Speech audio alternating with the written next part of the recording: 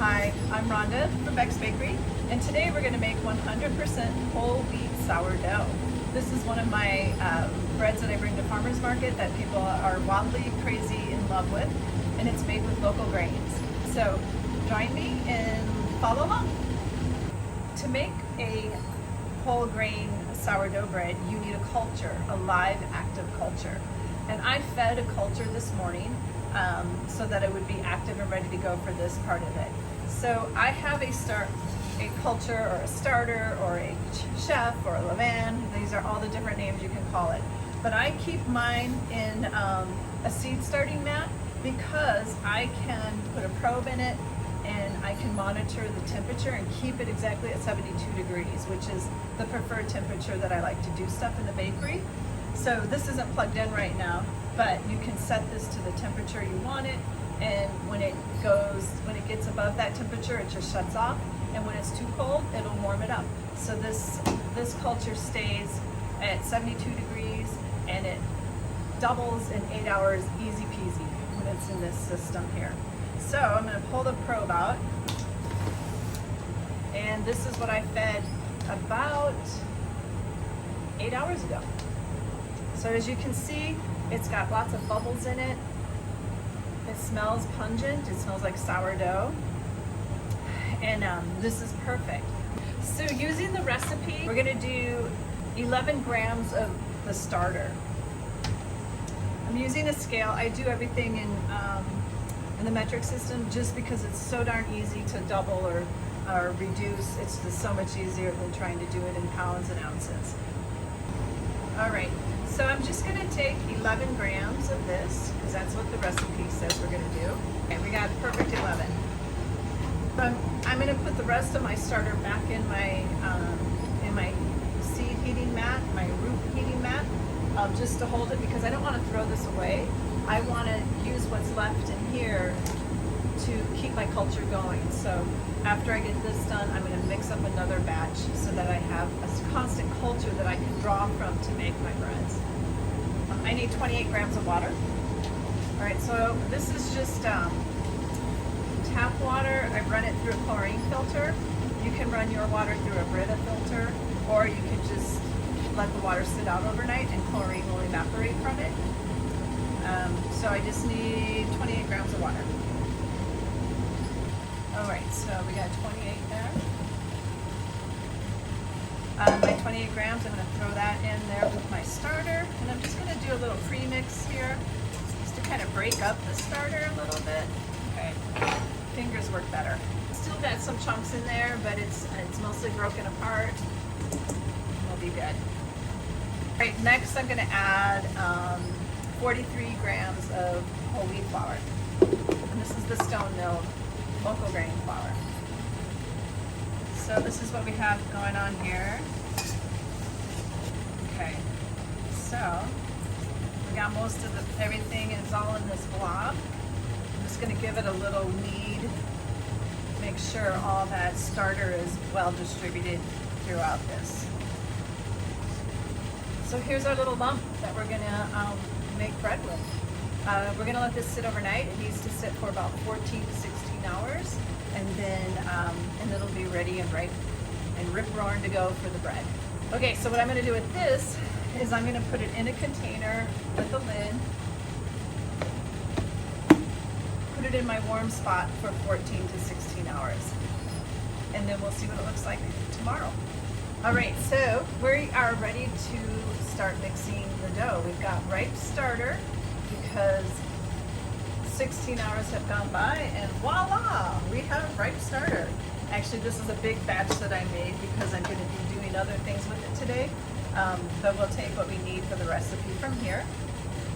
You want to make sure your starter is ready to go. So what we can do is a thing called the float test, and that is really kind of a fun thing. So I just have regular water in here. I'm going to grab a hunk of this, drop it in there. It's floating. This is a sign that it's ready to go.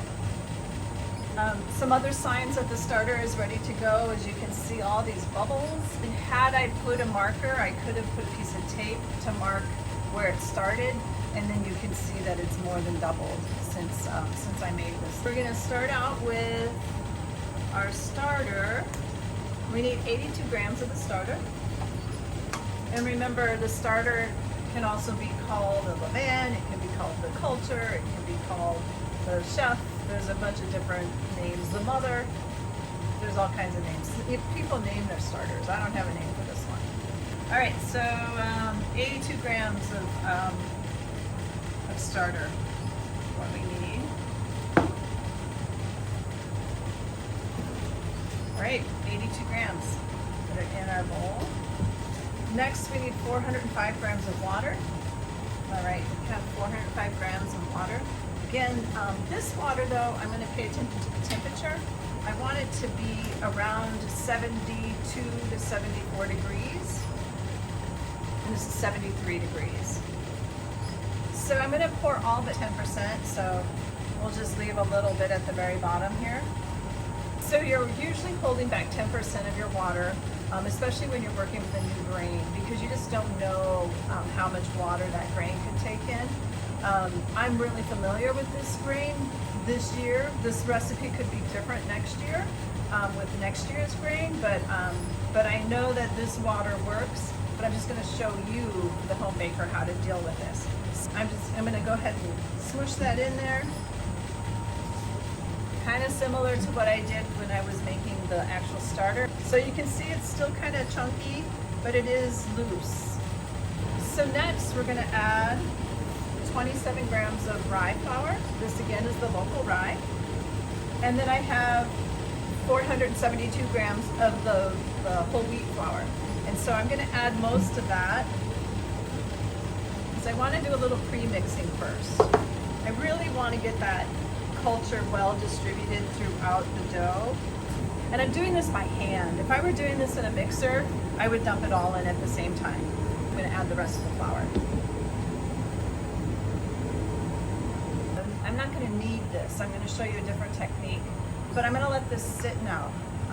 The dough is all in that blob there. And now next I'm just going to let this sit for about 10 minutes. The starches are going to absorb the water that's in here, and the forming proteins are going to be able to migrate to each other and form gluten bonds or gluten strands. I'm not going to knead, I'm going to do stretch and folds. That is going to make our gluten network. Let this dough sit. And I forgot to say, without the salt. The salt is going to go in after this sits for 10 minutes. Okay, so we've had the dough resting for about 10 minutes. Actually, it's probably been more like 15, 20 minutes, which is perfect. And you can see it's still kind of the blob there. But I'm going to add salt to this right now. So we're going to add the rest of the water. But first I'm going to spread it out a little bit so I can get that salt in there. Adding the salt. And I'm just going to do a third of a fold, another third of a fold here. I'm going to add some more water, fold it in thirds, smoosh it out, fold it in thirds, fold it in thirds. Okay. Another technique you can do instead of folds is to just kind of cut the dough up with your fingers. Stack it on each other. Push it back out there. If you were using a mixer at this point, you would be doing this with your dough hook on. It still feels kind of dense to me, so I'm going to add the rest of the water. So now I'm going to organize the dough so that we can put it in a tub and put it in the proofer. So organizing it is actually doing a fold. Do it into thirds. Into thirds again. Kind of have a nice pile up here. So I'm going to let that sit for about 10 minutes and then I'll come back to it and do another fold. This one, cover it, put it aside. Our dough has been sitting for about 20 minutes and you can see that it's changed the shape of what it is. It's kind of spread out and relaxed a bit more. I'm going to dip my hands in water, because my hands will stick to it otherwise. I'm going to do some stretch and folds on it. Stretch it. Give it a third of a fold and a third. I don't know if you can see that. Stretch this. I'm going to give it a third of a fold and a third of a fold. I'm going to call this done now. So the next thing we're going to do is we're going to put it into an oiled tub, and then we're going to put it into the proofer for about 2 hours. So while this is in the proofer doing its bulk fermentation, you'll probably take it out and give it 2 or 3 more sets of folds, and that's going to help develop the gluten on here. If you had mixed it with a mixer, you would have developed more gluten on it, and so you'd probably only just do 1 fold. And then I'll demonstrate how to do the fold. This is the tub we're going to use for the bulk fermentation. I just got canola oil and non-GMO expeller pressed canola oil, and I'm just giving a nice oil on the inside of this container. And I'm going to grab my dough and just drop it in there like that.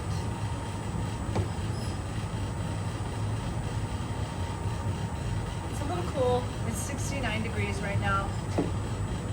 It's pretty cool in the bakery. It's only 69 in the bakery. But we're going to put it in a nice warm place so it'll bounce back pretty quick. And it's just a little bit of dough, so the heat of the proofer will help get it warmed up fast. So this is going to go in the proofer for 2 hours. We're going to give it 2 folds during the proofing time. Okay. All right, so the dough has been in the retarder in the nice warm 72-degree space for another hour, and you can see already how much it's lifted up and expanded. And this time I'm going to use flour on my hands. It just feels nice and airy. So we've gotten to where you need to go. So I have a surface here that's lightly floured. We don't want to put gobs and gobs of flour on here, but we do want to prevent sticking. And I floured this. So now I'm going to loosen it up. Drop it on there. Okay. Throw a little flour on that. I'm going to make 2 bowls, and they're going to be 500 each. Just going to divide it in half. So this one is 500. And at home, you may not be so persnickety about the weights of it, but at the bakery, I have to be, because I'm trying to get the same amount of dough to each person. And next, we're going to do this. First, we're going to start with a pre-shape. So I'm going to pat out the air easily. I'm moving into the flour, but I'm not trying to get gobs of flour in there. What I'm going to do is bring the corners together, the 4 corners. We're going to do the second 4 corners. So I'm just kind of doing the little opposite ink places here. Well, maybe it's a little more than 4 corners, but I got it kind of in a shape of a round ball. I'm going to turn it over, and I'm going to go ahead and do a little more shaping. And I'm using the tension on the table. All right, so that's what I'm looking for with a pre-shape, something like that.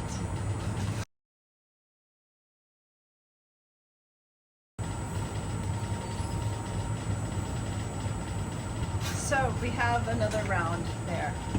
We're going to let these sit for about 10 minutes before we move on to the next phase, which is going to be the final shaping. Okay, so our pre-shaped dough has rested for about 20 minutes. Some of the things I'm going to do here to show you what's happening next is we're going to put them in these baskets for proofing. They're proofing baskets. And then we're going to line the proofing basket with a piece of fabric. So I have those ready there. So I'm going to shape this, the top of the loaf. I'm going to put that down. I'm going to slap out the air to make a bowl, a round shape. I'm going to fold it almost in half, kind of a smiley face looking thing there. Tap that out. And then I'm going to do that same thing where I pulled kind of the corners together. The circle shape happening again. I'm going to turn it over the table to help shape this into a round ball. And I want you to know that I'm not I'm not just rolling it, I'm actually trying to keep this at the top, and I'm putting this little dab of flour there so you can see that I am keeping this at the top. I'm not rolling it around. So I'm pulling it, there's that piece of flour, rolling it, turning it back up, there's the flour still, again. And so this is what I'm doing, is I'm using the tension of the table to kind of pull that down. So there's where my flour was. And I use this to kind of help me get a nice shape on it. Some tension to it versus this one has no tension.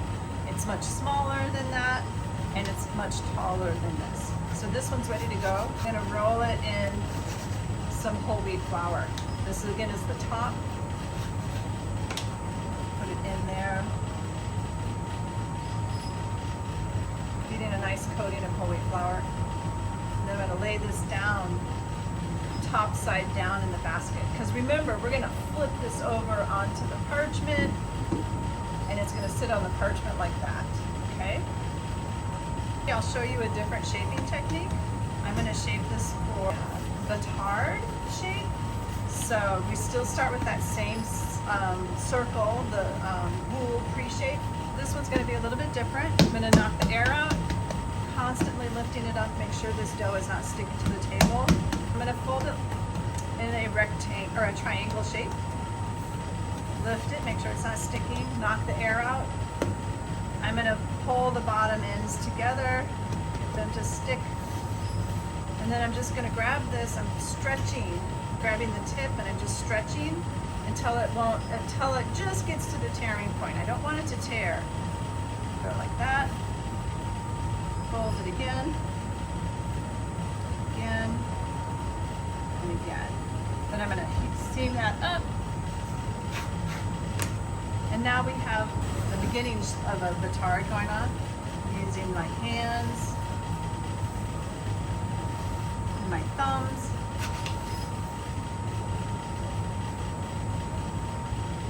Okay. So now we have more of a batard shape. And so I'm going to put that in the flour. The bottom has pretty much seamed up. These guys will seam up together over time. I'll lay that in the basket. So these I'm going to go and put in my nice warm proofer, you know, about 72 degrees, 72, 73, 74 degrees, and they're going to rest for about 2 hours. This is our proof dough, our proofed boules. They've been in the proofer for about 2 hours, and this is what they look like. The signs I'm looking for are just kind of this wiggliness, you know, and then when I push on it, they kind of want to hold my finger in there. See how it's holding my fingerprint in there? But this is a sign that we're ready to go. And it's about 50% bigger than it was when we put it in. So, but I'm going to show you how you can do this at home. This is the first thing I'm doing is, it's just a full sheet of parchment, cut it in half. And then I'm going to make kind of a square shape with these. All right, so we're going to do some stencils. I have these fun stencils that were made at the bakery. I need to change the blade on the lame, or the lame, or the razor blade. So one of the things I do, the razor blade has a date on one side at the bottom. I always put that down so I know the date is at the top, that I know it's on its last legs.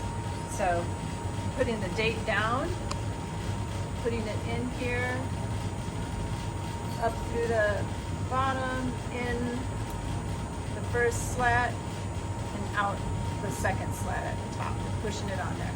So that's what it looks like. It's going to have a little S curve to it. So let me show you how to get these out of the basket. Putting that on there. I'm just going to gently flip it over.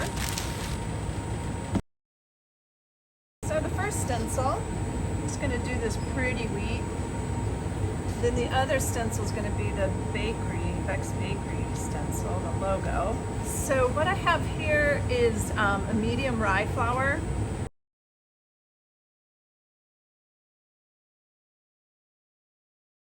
So for scoring, I'm going to do a score that I do a lot. And so I'm just gonna do a square. And you have to commit. You just have to fully commit, even if it catches. This one I'm just gonna go like that. So next I need to get the Dutch oven out of the big oven. But this is what you can do in your home oven.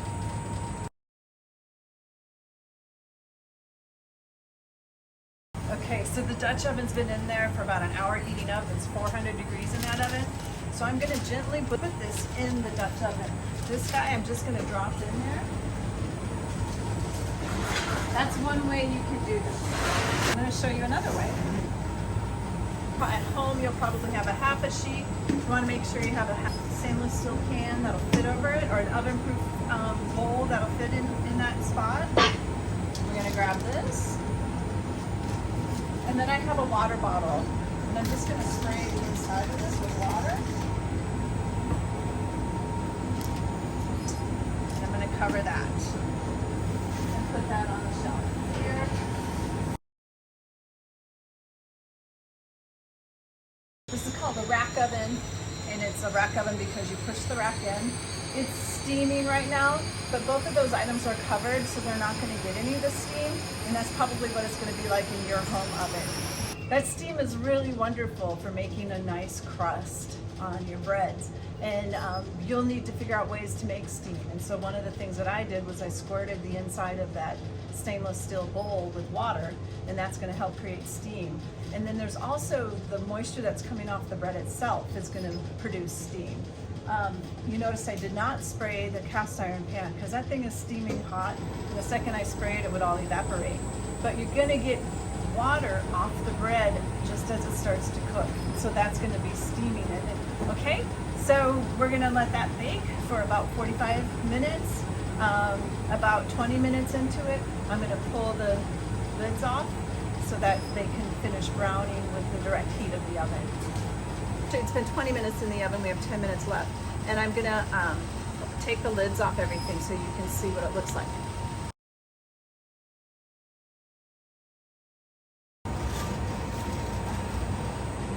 This isn't done, but we lost part of the stencil. Oh wow. This one held the stencil a little better.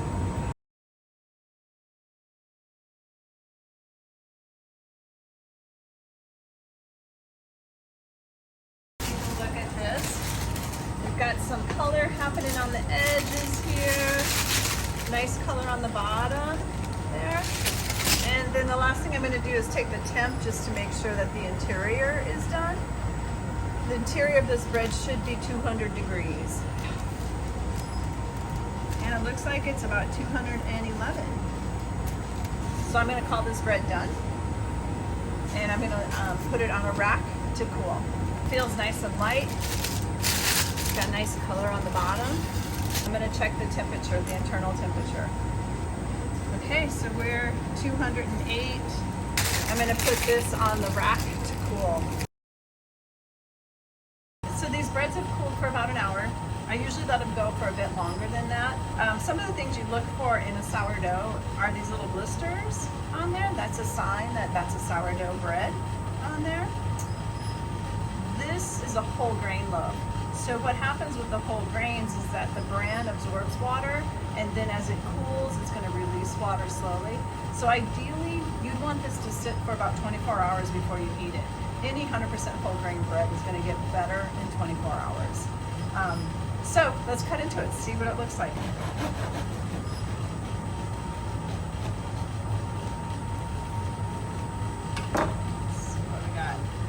So it's a beautiful loaf in there. It's got a nice, well-distributed crumb of holes in that. It smells wonderful. It bounces back. This is going to be delightful. It looks like it's going to be yummy. It just smells really, really good, and I think you'll enjoy it.